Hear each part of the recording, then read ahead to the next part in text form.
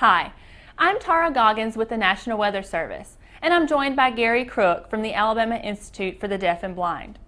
In order to get you and your family through a hurricane, you need to have a game plan in place before a storm hits. When making your plan, you need to consider several things, such as age, medical concerns, and communications. This will help you tailor your hurricane kit to suit everyone's needs.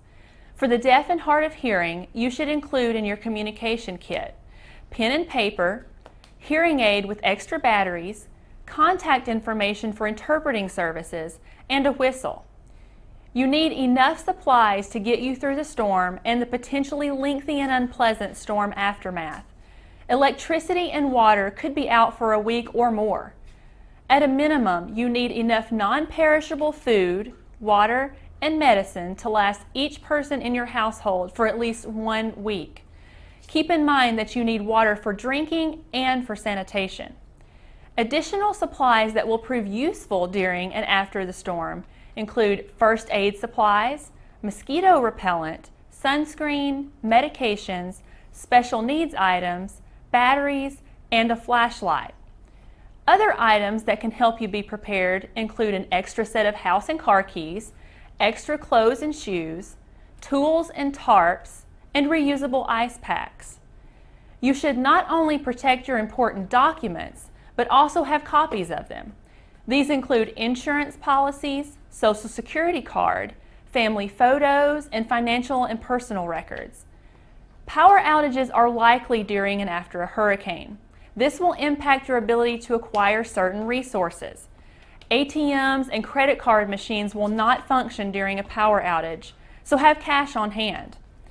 Be sure to charge your electronics, including your cell phone, ahead of the storm and keep it plugged in while the power is on. Portable, crank, or solar-powered chargers will allow you to recharge your phone even during extended power outages. Be sure to consider the needs of your kids or pets when making your sheltering or evacuation plan. Various forms of entertainment can help ease anxiety and restlessness. Before hurricane season, touch base with your insurance company to make sure you have the best policy to cover your home and belongings should you have damage from a storm. And remember, standard homeowners insurance does not cover floods. And most flood insurance policies take 30 days to go into effect. Flooding can be an emotionally and financially devastating event.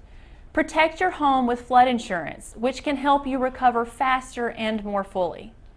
Check out floodsmart.gov for more information. Don't forget extra coverage for your other properties like your boat and car. Check with your insurance provider to see what extra protections are available. Emergency preparedness is not something you do once and forget about.